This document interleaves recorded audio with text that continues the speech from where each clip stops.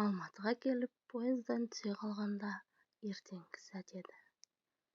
Қала көлбей қар жамылып жатты. Көктемнің көбі қара. Төңіректегі аппақ. Ағаш бұтақтарына дейін ақ ұлпаға оранып, сол мамықтай қарды ауырсына майысатындай. Ақ торғаға малынған дүние бұлардың көкірегіндегі алып ұшқан ақ шаңқан арманнан асатын кеткендей. Мұның көзі әуелі қала үстінен аса ақ бас шыңды алатауды іздегендей.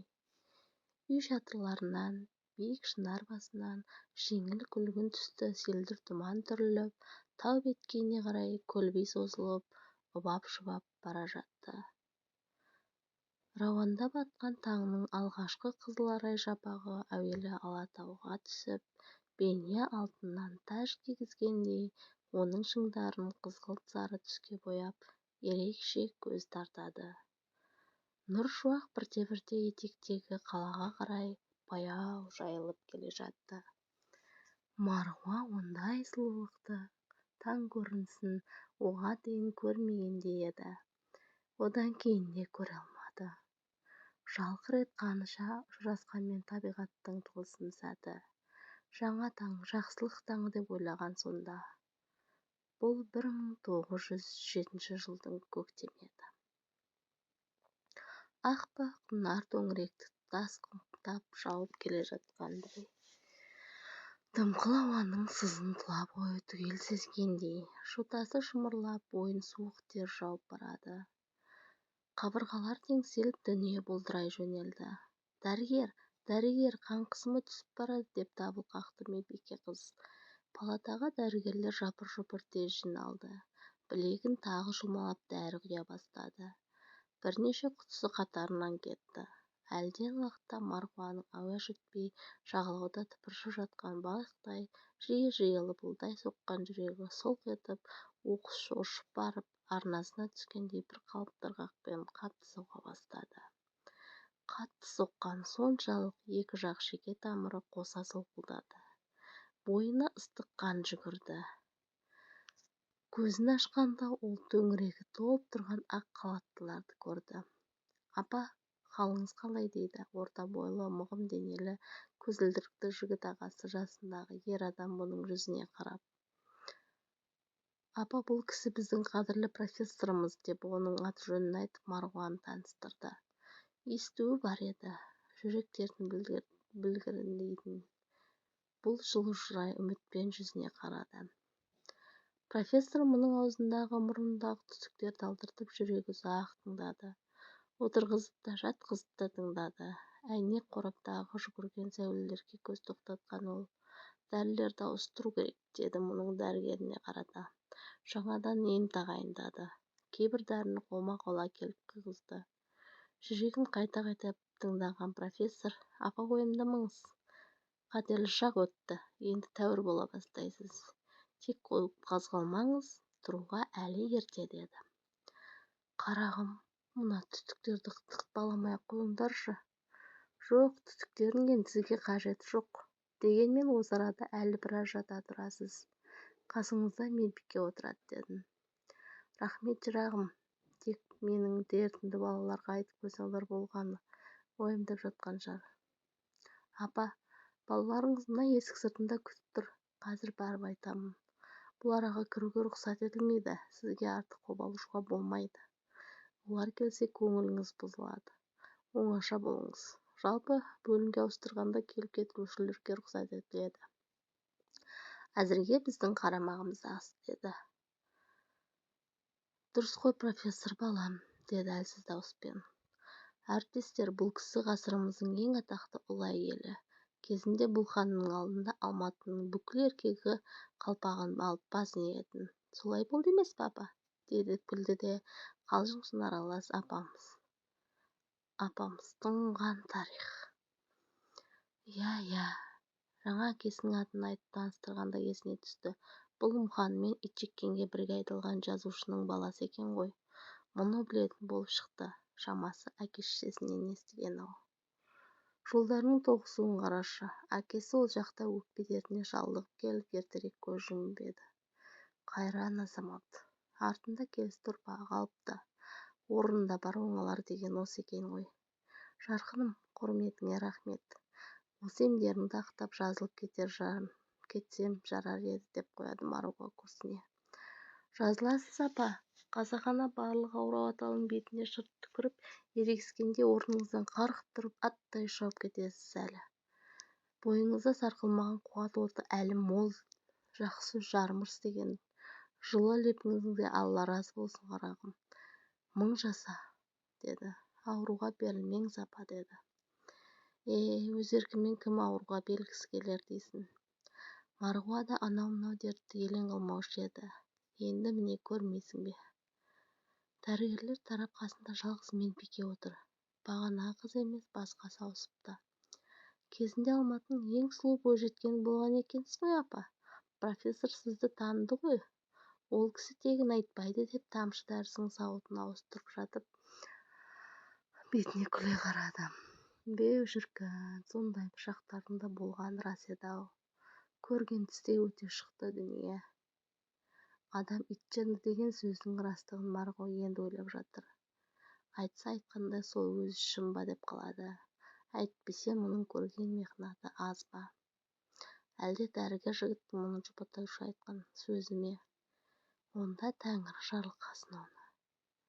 Жаңа құйған дәрілердің әсері ме, әлде шынымен жазылып келе жатыр ма, бойы жеңілдеп ширап қалғандай. Жүрегің басын күйдіріп тұратын топтанған түйін де тарай бастағандай. Құдай, берген қуатыңа шүкір. Манаураған ұйқы меңдегенде дел сал күйден арылып сергіп бастады. Күн Көсем атындағы қаладан оралысымен Мұханның қызметке орналасуында орайы тез келе кетті. Өзі тамамдаған педагогикалық институтқа кафедра меңгерушісі болып кірді. Студенттерге дәріс оқыды. Оның үстіне Қоқырайтып апарып жазушылар ұйымының хатшысын сайлады емес пе. Бастығы ең атақты сол кездің тілімен айтқанда пролетариат тобының бірден-бір жаршысы Сәбең еді. Мұхан болса өзінің тындырымды мінезіне сай екі қызметті де жан-тәнімен беріліп, құлшына атқаруға кірісіп кетті. Оқу деп 3 жыл сыртта жүріп Мұхан одан өзгені білмеген қасқа екен. Ел іші қатты өзгерген. Оны келген беттегі сағыныштың қауысушың аптығы басылған барын аңғарғандай. Ескі таныстар сыр ашытып емен-еркін сөйлесуден қалқып қашқақтайды. Ұшыраса кеткенде бұл шүйіркелесе бастаса жан-жақтарын алаңдап, өздерінен өздері үрейленіп тұратынын байқады. Басында мән бермегендей, енді әр нәрсеге құлағын тосатын болды. Радио күні-түні бір тынбастан жау жоқ демей жар астында деп қақсайды. Газеттер халық жауларын бірінен кейін бірін тауып шулатып әшкерелеуде. Кешегі аға төс Ілияс қас болып шыққан. Ол ұсталғаннан кейін оның отырған пәтерін бұларға босатқызып берді. Бұрынғы иесіне құт әкелмеген шаңырақ кімге қайырлы қоныс болмақ. Тағдыр тәлкегінде енді бұларға да бұйырыпты. Бұл да бір азапты дүние екен.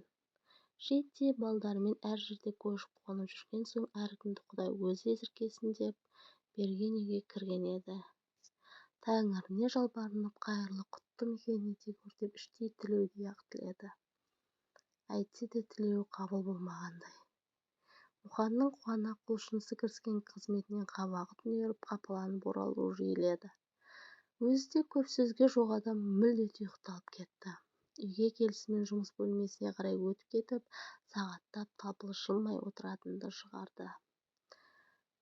Аттай қалқам қолпаштап апарып қойған қызметінде оның шекесі қызып жүргені шамал екен. Оны Маруа артынан барып қонды. Сөйтсе жейтіні күнде тоқпақ екен. Жоғары жақтан халық жауын әшкерлемей, күрес жүргізбей салғырттық шабандық танытып отырсыңдар деп күнде бастарына әңгір таяқ ойнатып қуыратын көрінеді.